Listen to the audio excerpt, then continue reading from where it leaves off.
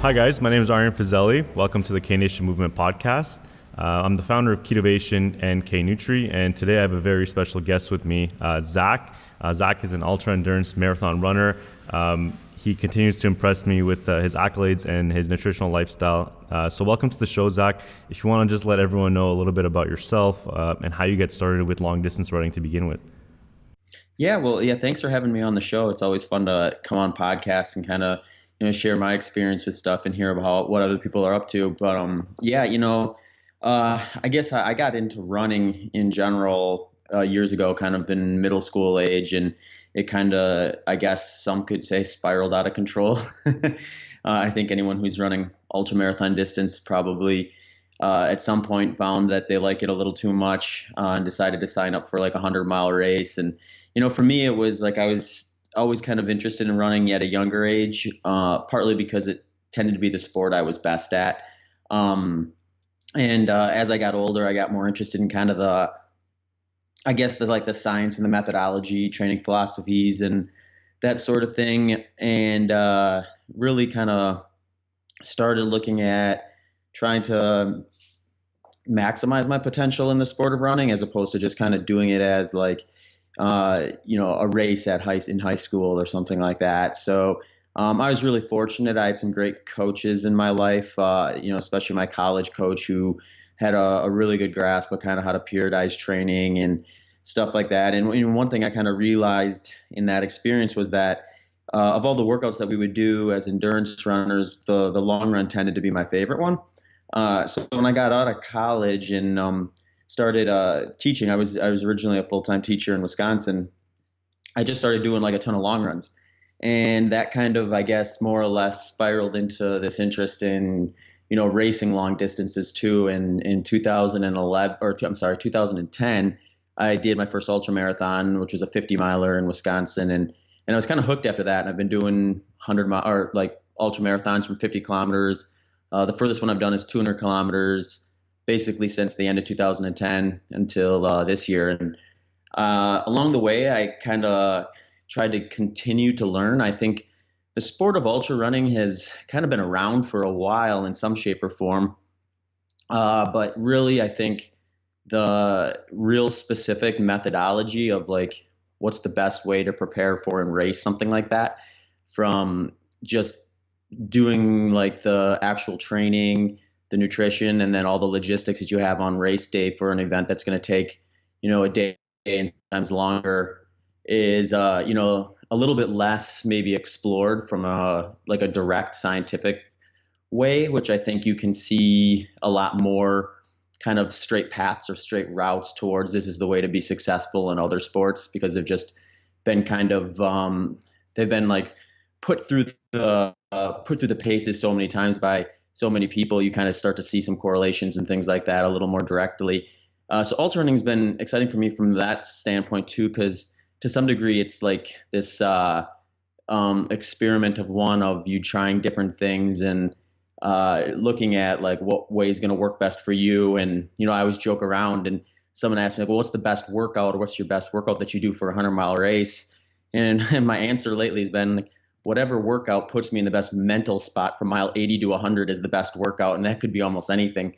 So along the way, one variable I always think shows up in ultra marathons that people don't always consider in other sports is the in-race nutrition. When you're running all day, you have to eat, or in theory, you have to eat. So, I've always been kind of interested in that since I started getting into it. And that's kind of what led me into what some would maybe consider a different or less utilized, perhaps, nutritional approach to endurance. And endurance sport has long kind of advocated for a high carbohydrate approach, and I kind of have flipped that on its head more or less, and I follow a high fat, or at some points even strict ketogenic approach to nutrition when I'm training and racing ultra marathons.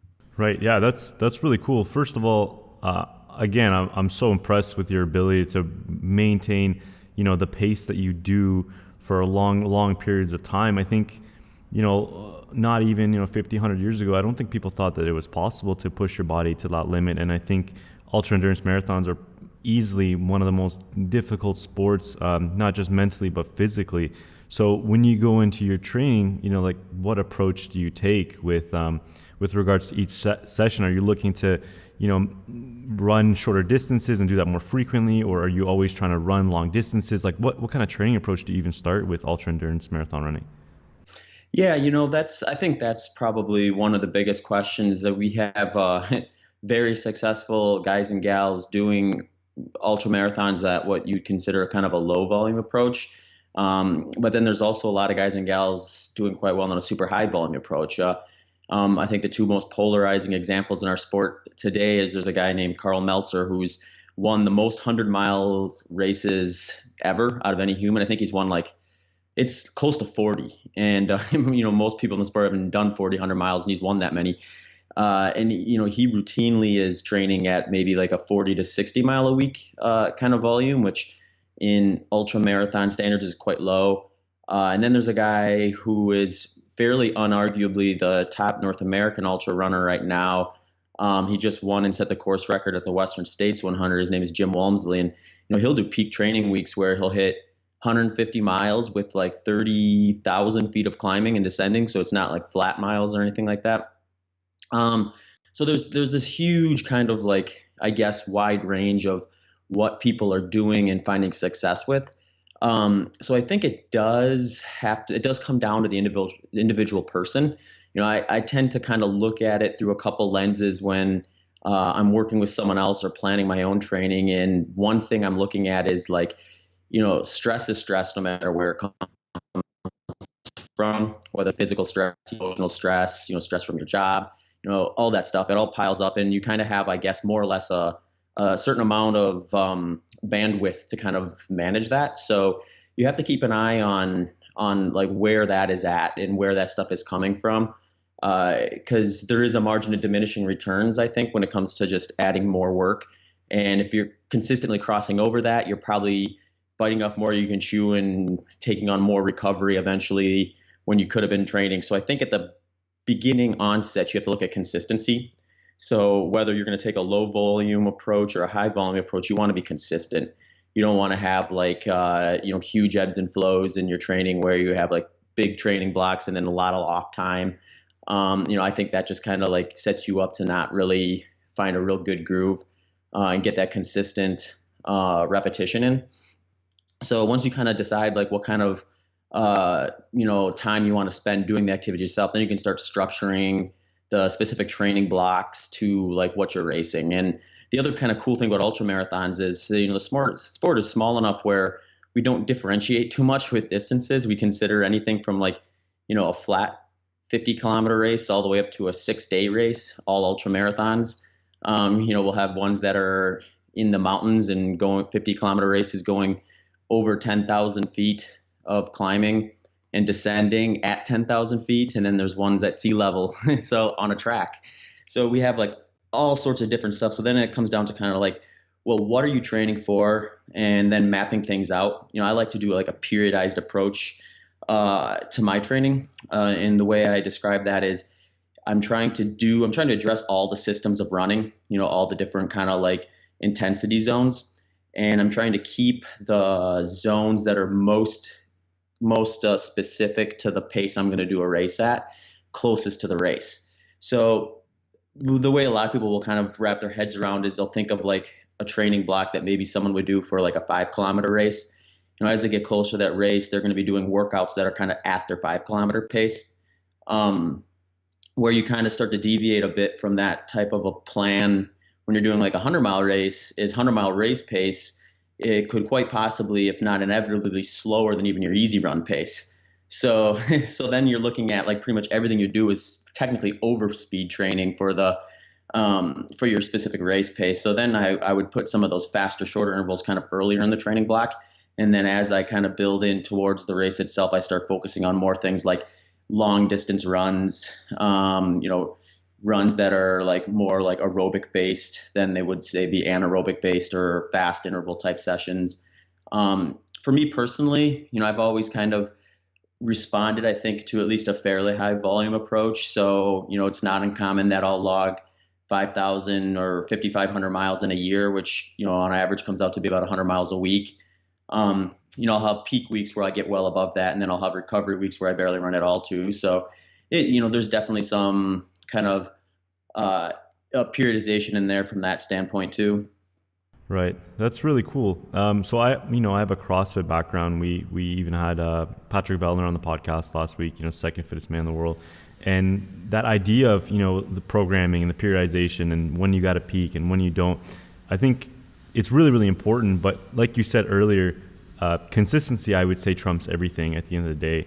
Most people are trying to find that perfect program, that perfect nutrition template. But at the foundation of that, it's what can you take and do it consistently? Because if you're jumping from a program to another program without ever really following something for a long period of time, how are you ever going to know if you're going to see results to begin with? Yeah, and the other way I kind of look at it too is I think if you're consistent, you can kind of stay what I would consider like 80-90% race day fit almost year round.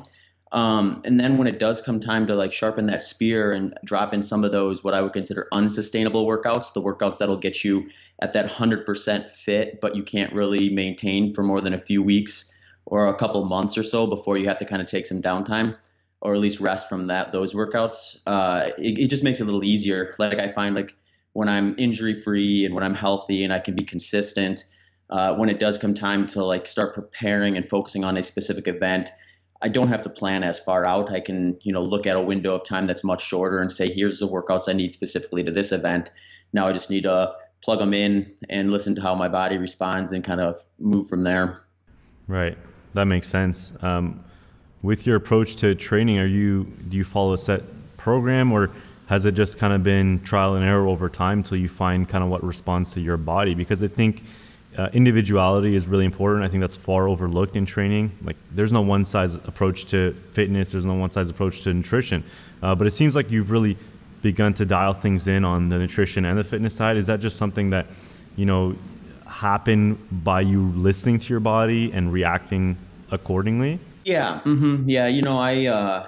I definitely think that's probably true for both the training side as well as the nutrition side of things. From the training side, it's like if you go through enough seasons, you kind of start to figure out what gets your head and your body in the right spot to kind of feel good enough to nail a race. And you kind of start to figure out like what's maybe not nearly the best or not the best approach. I feel like I've kind of more or less solved that puzzle for some like flatter type ultra marathons because those are the ones I've done more historically. I think I have a good idea of what I would do on some more trail, like mountainous type ultras if I were going to plug in a training plan for that. But there's always a little bit of nuance no matter what it is because there's certain things that pop up along the way while you're training. Other variables that come into the picture like weather and stuff like that. So I think you can have kind of like a general scaffolding idea. And then you have to be willing to kind of adjust within that scaffolding as you kind of see things come up and see how your body responds. At the end of the day, the way I like to look at that is like the goal is to micro stress your body. Because if you micro stress your body, you're eliciting a response for your body to get stronger, but not such a big like breakdown that you need more days to recover than you would have otherwise when you could have gotten another workout in. So the easy way to understand that is like, say if I went and did a workout that was 30 miles long and had some intensity in it, like say some interval sessions or something like that. And then it took me 5 days to recover from that. And within those 5 days of recovery, if I could have done, say, 2 more smaller workouts and the grand total of volume at the workout intensity I was looking for is greater than that one effort that took me 5 days to recover from, then I should probably look at doing it that way because I'm spending more time at that specific training goal intensity than I would have otherwise. So I like to look at it from a micro stress standpoint, and that's going to all be individual. So for me, it's just being honest with myself and communicating with my body more or less. Like if I do a workout and you get a good idea after doing it for as long as I have, like when you've kind of hit that point where you're like, okay, I've done enough work for today. Now it's time to recover from this session and, get ready for the next one, as opposed to, well, I can eke out, a little more here, but then I'm going to spend 2 extra days recovering that I didn't plan on originally. Um, where it gets fun and more interesting, I think, is when you're working with someone else, because when you take that type of a philosophy, that type of approach, you're essentially like, I can't feel what they're feeling. So I have to communicate very well with them and try to get an understanding of like, or try to communicate to them, like, this is what, a proper stimulus should feel like from a workout standpoint. And this is how you should feel during recovery and stuff like that, and walk them through that so that they can kind of report back to me and I can kind of understand what they're going through, and then program that way. So that's always kind of a fun thing to kind of look at. From the nutritional side of things, I think that was maybe a little more apparent for me, which is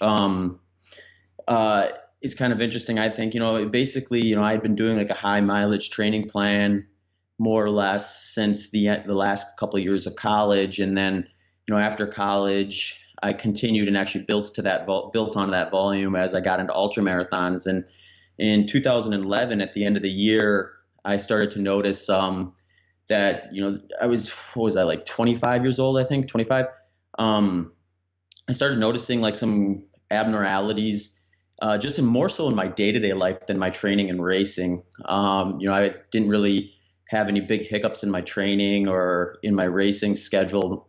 But what I was noticing is like I would wake up a bunch at night. Like I'd wake up 3 or 4 times every night to either go to the bathroom or just like, roll over. And then it would take me like, anywhere from 10 minutes to 30 minutes to fall back asleep. Then like during the day, I'd notice I'd have these kind of big ebbs and flows of energy. You could have like a ton of energy and then you kind of a crash. It seemed like every afternoon I felt like I could take a nap, no matter how well I slept the night before. I started to notice that, and this isn't necessarily something that's super uncommon, I don't think, for ultra marathon runners. I think a lot of times they just kind of write it off as part of the sport, which I find kind of goofy. But it was like you get like all these swelling, like you do a big workout or a big race, and your ankles and your legs are just swollen.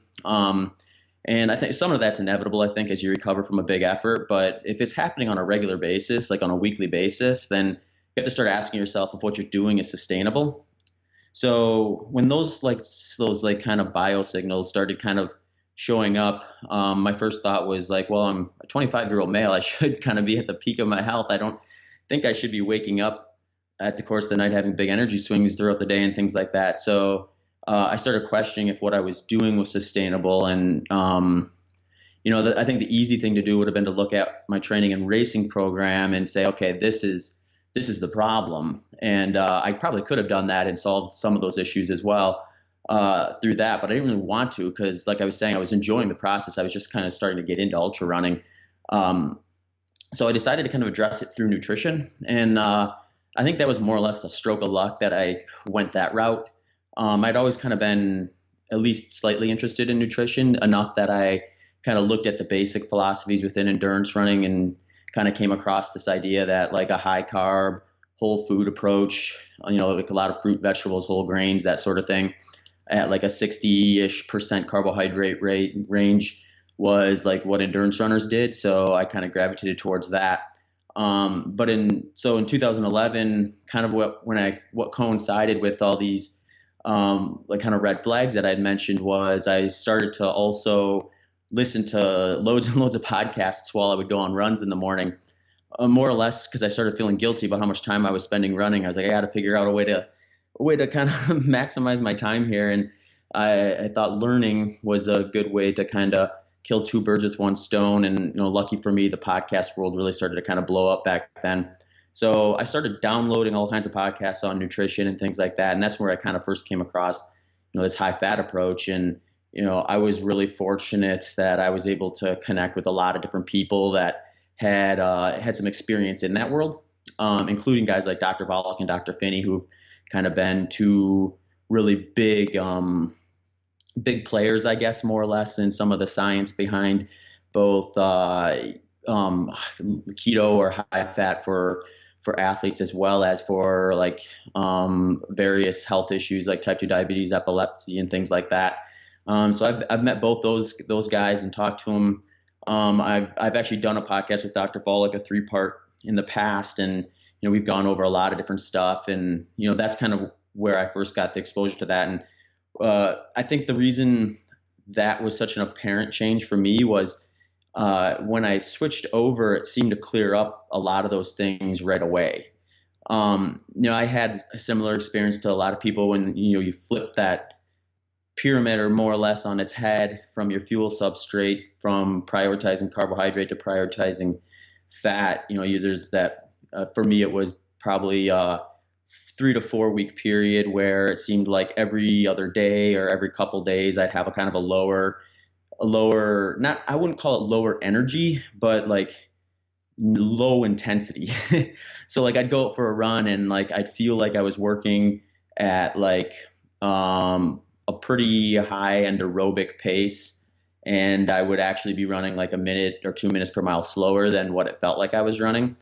Um, but after 3 or 4 weeks that cleared up. But one thing that kind of, I guess, maybe more or less kept me going with the approach was pretty quick within that adoption of a high fat approach. I started sleeping straight through the night, which I noticed pretty quickly because like historically when I was younger, like I had always slept really well. It hadn't been until like kind of the end of college and that when I started running ultra marathons that I started having even struggling with that at all. So when that went back to normal, I was like, oh, this is great. I started to notice just more consistent energy throughout the day. And then when I did get back around to doing some bigger workouts and things like that, I noticed like a lot of the like stagnation in my legs and like the swelling and stuff would go away a lot faster. The I always like to talk, or the guy I like to talk about when I talk about like what I experienced kind of on a high fat approach versus a high carb approach is there's a guy in our sport named Jeff Browning. I believe he's 47 now, but he's one of the other most winning 100 milers in North America, and he follows a high fat approach as well. But he didn't start it until maybe 2 years ago, 2 or 3 years ago. So he was well into his 40s, and he had already won, I think, 1,300 milers at that point. Contemplated retiring, and then when he switched to a high fat approach, like he couldn't believe like how a day after a 100 mile or 2 days after a 100 mile, he could like do like an air squat and not feel like his legs were like completely stiff. So that's kind of like the way like I describe it is it seems like you have that mobility range of motion, that lack of like stiffness and swelling in your legs that are pretty much like commonplace, I guess, for most ultra marathon runners. Um, so it seemed like that was something that was becoming a lot easier to manage with a high fat versus a high carb approach, at least for me. So I was sold, and then it just came down to me kind of making it work for my lifestyle. One thing I tell people is if you look at my year, or if you look at just like a calendar year, if you pick a week out of there, you might pick a week where I'm in peak training and I might run like upwards of 20 hours a week. And then you might pick a week out of there where it's right after one of my peak races or my A race, and I'm not running at all or barely running at all. So the way I see that is like that's two very different lifestyles, even though it's the same person. So if you're going to have those big of swings in lifestyle, you kind of need to be willing to have your nutrition to also match your varying lifestyles depending on what part of the year you're in or what part of your training you're in. So for me, like over the last 7 years, I've more or less come up with an approach that I like to call a high fat approach that is periodized, just like my training. So I don't eliminate carbs altogether. When some people, they think of like a clinical ketogenic diet where they're keeping their carbohydrates at like 30 to 50 grams a day, kind of year round. I think I would probably do something like that, something similar to that year round if I wasn't training for ultra marathons. But when I'm getting up to those like kind of peak training weeks, like 20 hours a week and stuff like that, I will bring some carbohydrates back, significantly lower than the amount that I would have had when I was following a high carbohydrate diet. And on average over the course of the year, still very low. I probably average approximately 10% of my intake from carbohydrates over the course of the year when you add in kind of like the recovery timeframes, the lower training blocks, the base building blocks, and then the high training like intensity blocks, and then the racing and all that stuff. When you couple it all together, it averages out to be about 10%. But I'll let it get above that during peak training, and I'll let it get well below that during recovery as well. So it's really just kind of mapping out what you're doing, and kind of treating yourself as an individual, being willing to try different things out, stuff like that. I've worked with people who get away with significantly less carbohydrates than I do. And I've worked with people who I'll let get up a little higher than I do. So it does come down to like playing around with it a little bit and figuring out kind of where your carbohydrate threshold is, I guess, is a good way to look at it. Another way I look at it is like treat carbohydrates like caffeine. The right amount can be a great performance enhancer, but too much is going to cause problems. So you kind of have to, take a look at it. My general view of carbohydrates in the sport, in endurance sport, is that we've kind of normalized a more is better type of an approach. And by doing that, what we've done is we've identified some of the most robust folks that can handle very, very high amounts of carbohydrates. And that perhaps has come at the expense of some of the folks who would maybe have a lower tolerance to them. More or less, I'm trying to open up another option for folks who have struggled with a high carbohydrate approach to kind of meet their goals, whether that be in health or in just, chasing their PR in various endurance activities. Yeah, no, that's really interesting. And that individuality, it always comes back. I've been a big advocate for the ketogenic diet for about, I'd say, almost 8 years now. I basically, I was always athletic. When I went to university, at the time I was studying to become a dentist. And so I basically put aside all exercise, all nutrition, and I just studied. I thought that if I just, sat in my room and studied all the time, that it would put me ahead, and I was willing to do whatever it took to get to that goal. And so I put on a lot of weight, and I found myself, 40 or 50 pounds overweight within, honestly, 4 months of just eating poorly. My metabolism has always been slow. I've kind of always had a clean diet since I was 12 years old. Back in the day, I used to do competitive karate, and I used to take my nutrition very seriously, and I was just a teenager. So my whole life, I've kind of had my nutrition down. And when I got to university and I became sedentary, what you mentioned before, that glucose or that carbohydrate tolerance is the key factor in all of this, I would say. So you see people who can tolerate a high carbohydrate diet simply because of the way that the biology of their body works.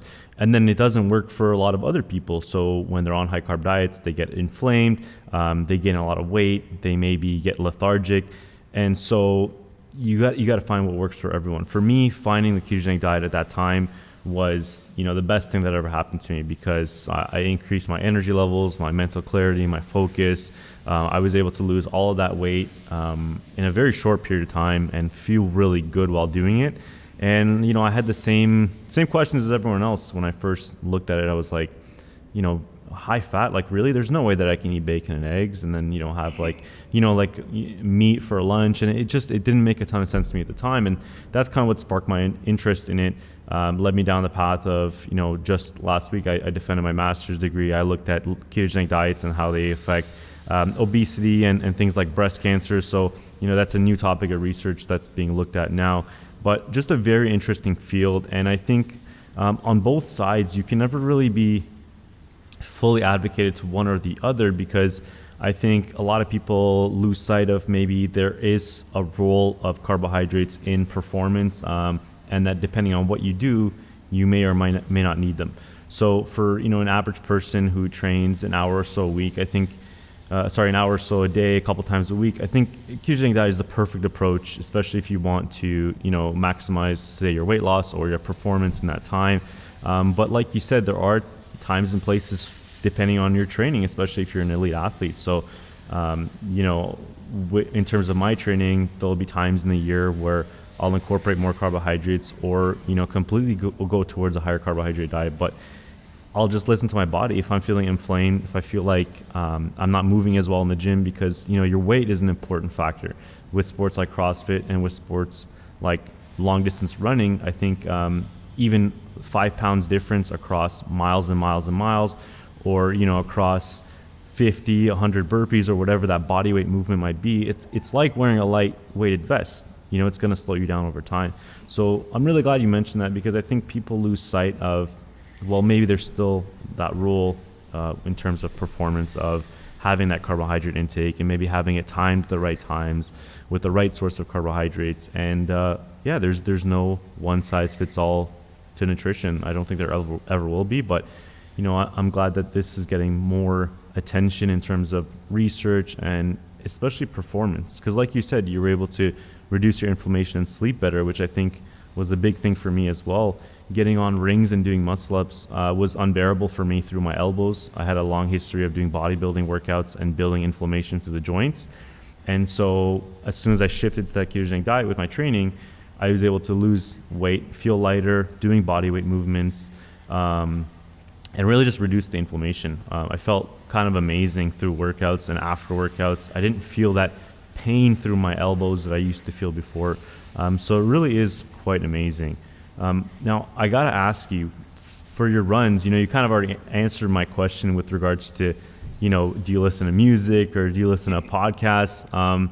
But more importantly, you know, we talk a lot about discipline. I think it's an important role. You know, we work with a lot of people who are looking to lose weight or improve their performance, and getting towards that point of your run where, you know, your body's just begging you to stop.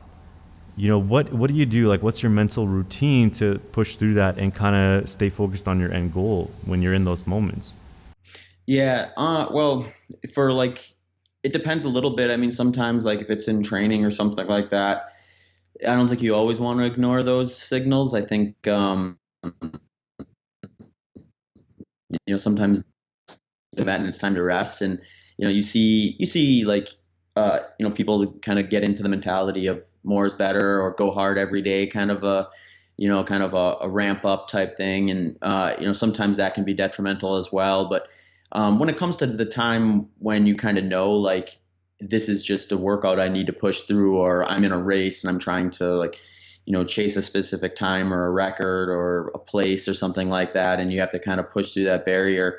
I always try to always go back to something where a lot of times I think it's easy to get into a marathon, 100-miler, and start thinking like how long of a trip that is, or how much long you have left. Like if you're at 70 miles of a 100-miler, I mean, you've ran 70 miles, so that's a toll on your body that you're very aware of. But 30 miles is still quite a long way, so it's hard to really kind of start to get excited about being finished yet at that point. I always try to normalize that in the sense that I look at, well, what all did I do? Like, how many days did I wake up and spend multiple hours preparing for this one event? And when you look at it like that, even the marathon event looks very small. So I try to put it in perspective and more or less, trick your brain into letting your body know that there's more in the tank. Another thing I'll do too sometimes is rather than trying to wrap my head around what all is left, like if I have a lot of intervals left in a workout, or if I have 30 miles left in an ultra marathon, rather than thinking about, oh man, I got to do 5 more of these intervals, or oh man, I have to do 30 more of these miles, I try to think about, well, let's just do this one and we'll worry about the others when we get there. So then in the workout sense, it's like I'm just going to think about this one interval. I'm not even going to think about the next 4, the 4 after that one, until I get this one done. And I think sometimes that allows you to compartmentalize the task into something small enough that you can actually wrap your head around and kind of more or less, take on. Or in the race, instead of thinking about the finish line at mile 70, think about, well, there's an aid station at mile 74. All I'm thinking about is getting to that aid station. I'll worry about what's after it when I get to that one. So I think that helps a lot too, is getting good at being able to small pieces as opposed to looking at them as big, like unachievable type things or unsurmountable tasks. And I think that's good practice too, in general. And I tell people who've never run an ultra before or running their first ultra, it's like, you have a lot of practice with this already, regardless of whether you know it or not. Like, you're hard pressed to find an adult who hasn't had a big goal that was months, if not years down the road, that they chipped away at it. And that's why they got to where they got. They didn't just they kept their eye on the prize in the sense that they had that achievement that they wanted to get to at some point that they could kind of think about every once in a while. But they also realized there's a lot of little things along the way they need to get done in order to meet that. And they didn't think of it as one big thing they had to swallow at once, but rather a bunch of small things that would lead to that big thing. So I think most people, they have those pathways in their mind. They just have to tap into them. Yeah, I totally agree. I mean, so our motto at Ketovation, and one of the first things that I thought of when I kind of started this company was, what does it take to be successful at something? And to me, talking with leaders in their field and people who I call believable because of what they've accomplished in their respective field, I noticed that common trend that they basically all their advice boiled down to staying focused and be consistent. We kind of ran with that, and that's always been our motto, not just of the company but of the podcast. And basically everyone that comes on here, without even knowing that, that is our principle, they end up throwing in comments about being focused and staying consistent with what they're doing. So, how do you think that has translated to your ability to break the American world record and kind of, peak with your performance over the last few years? Because, what you've done is impressive. I've always struggled with running, even 5Ks, 10Ks. It's always been a difficult thing for me because I really think it's one of the hardest things to battle through mentally. So how did you kind of use those principles to get to this point? Yeah, I think for me, the motivation has always been more or less curiosity. Like, I'm curious about like how fast I can go at some of these things. I think that's part of what's driven me kind of towards some of these flat ultra marathons too. Is it's a little easier to kind of control some of the variables. Like if you do an ultra marathon on a track, you can pretty much guarantee from year to year you're going to be on the exact same type of surface. And then if it's the same time of year in a consistent climate, then you can pretty much guarantee weather is going to be the same too. So I've just been really curious and kind of seeing like what is the max potential of me personally, and I don't feel like I've quite gotten there yet. So that keeps me motivated to keep trying and keep working on like tweaking things and trying things and staying consistent and building off what I've learned in the past. But with that too, it's at the end of the day, if I've already have found that spot, then I think knowing that you gave the process its due diligence and found your limit at some point. I think that's kind of cool to be able to kind of reflect on as well. But yeah, I think a lot of it too, it's just like people oftentimes, I think they don't really realize what they're capable of. And that goes across so many different platforms. I certainly was in that camp at one time. I remember when I first talked to my college cross country coach before I had any clue what it even took to be on a college cross country team. And I just met with him to ask and say, like, what do I have to do to try out for the team?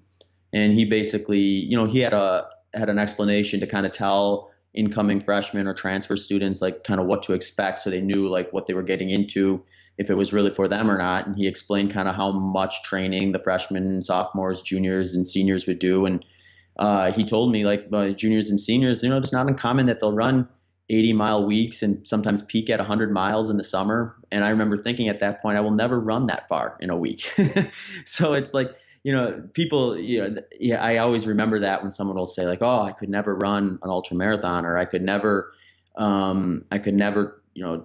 do this or do that. And it's like, well, maybe you don't think you can right now, but if you just kind of set small goals that are maybe shorter or more achievable than the end goal, but a step towards what could potentially be that, you leave that door open. So for me, it was like, I didn't have to think about running 100 miles in a week that first day of practice in cross country. I just had to think about, what do I got to do to run with my classmates and get ready for this meet on Saturday?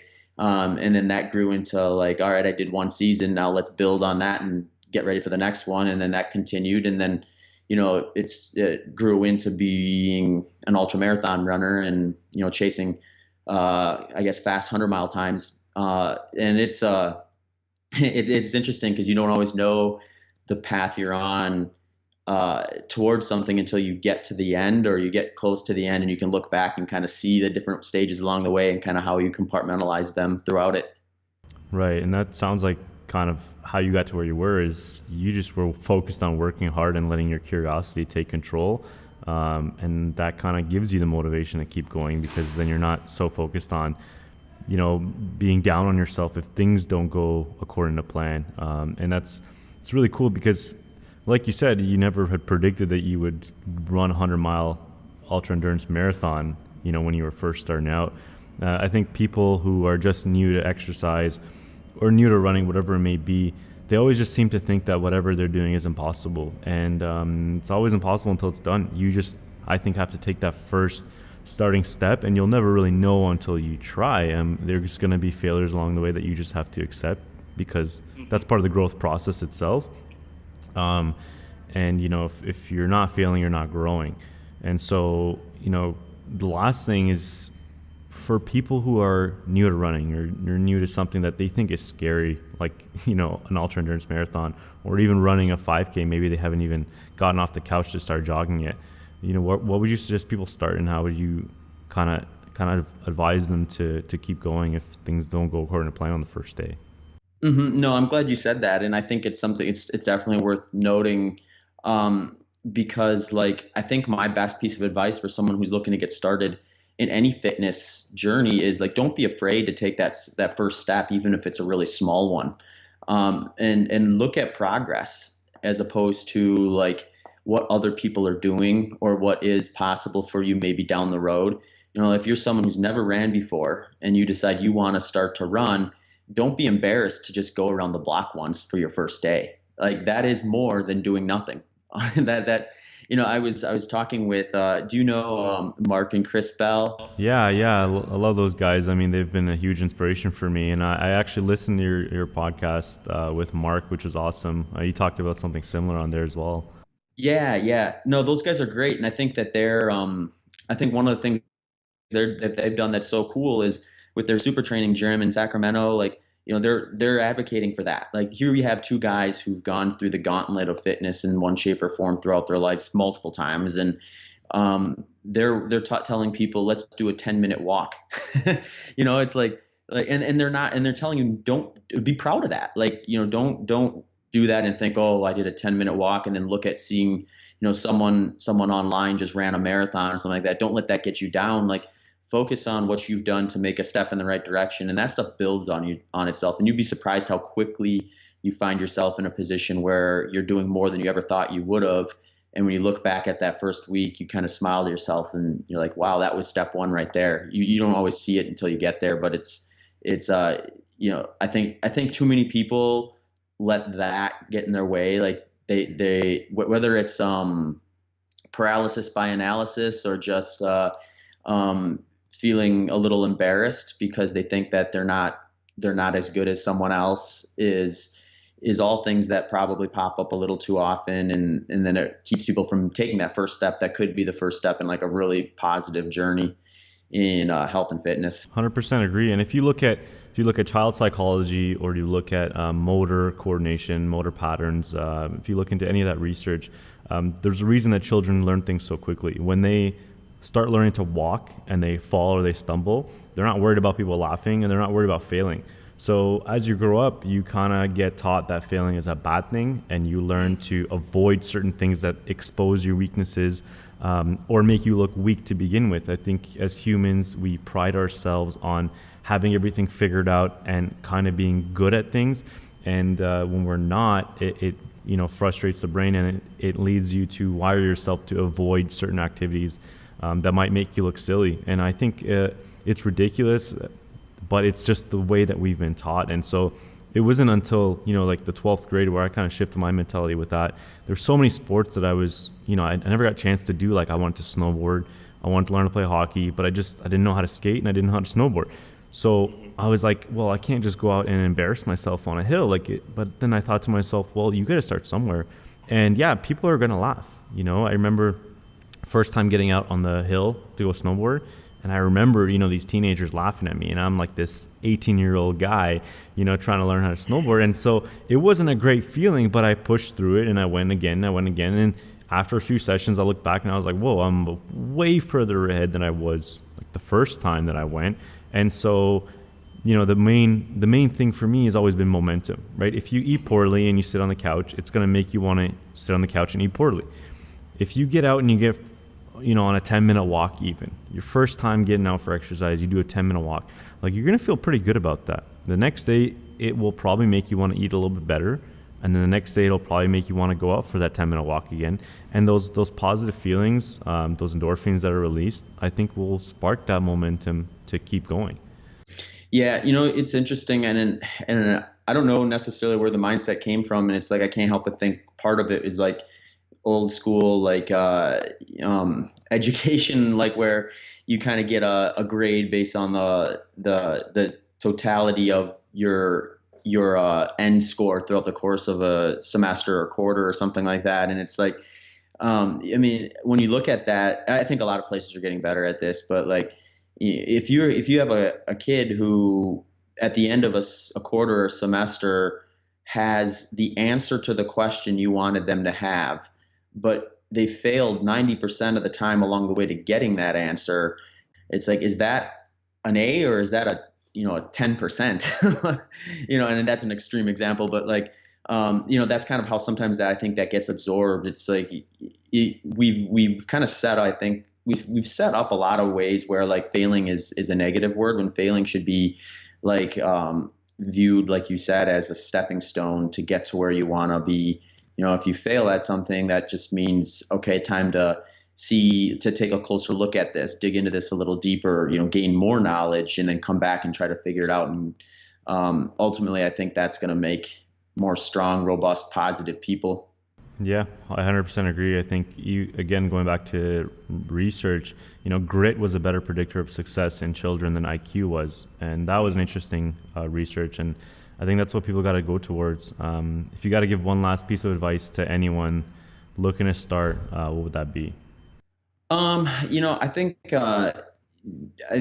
you definitely want to have like motivation. Like, so I don't ever want to discourage people from looking at people who have been successful or looking at things that they want to achieve, aiming high, looking at those big goals, but also keeping in mind kind of what we talked about before too, is, don't be embarrassed, don't be shy, don't be afraid to like take the necessarily early steps to kind of micro stress yourself along the way to be able to get to where you want to be eventually. And don't take for granted the long or the small pieces of success along the way. Look at those as positives. Don't forget about them.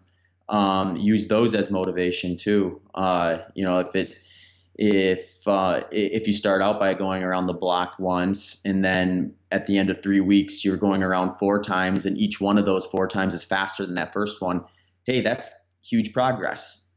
Don't be afraid to be proud of yourself for that either, and use that as kind of a springboard to keep moving forward. Translate that into all aspects of your life. Don't just think of it as not everyone has to go out and run. That's not the only way to be healthy. Exactly. Totally agree. So if you guys are listening, whatever you want to do, just get out and do it. I promise you it'll be worth it. And Zach, thank you so much for being on the show. This was awesome. I really enjoyed sitting down with you, and I think people will really enjoy listening to this episode. If you want to just let everyone know where to find you, if they want to connect with you, say on social. Cool. Yeah. The easiest place that kind of has all the links to my Instagram, Twitter, and email and whatnot is my website at zachbitter.com. If you have any questions, feel free to reach out to me. I am doing more hourly consults now than I have in the past. So if you do want to connect with specific questions about things, definitely feel free to click the link on my website to that and set up an appointment for that as well. But yeah, thanks for having me on the show. It was a lot of fun. Hopefully your listeners will enjoy it. Absolute pleasure. And again, guys, if you want to find us, we're at Ketovation on Instagram and Facebook for our nutrition programs, which is www.ketovation.com. If you want to check out our new line of supplements, you can check them out at K Nutri on Instagram and Facebook, as well as www.knutri.com. So thanks, Zach.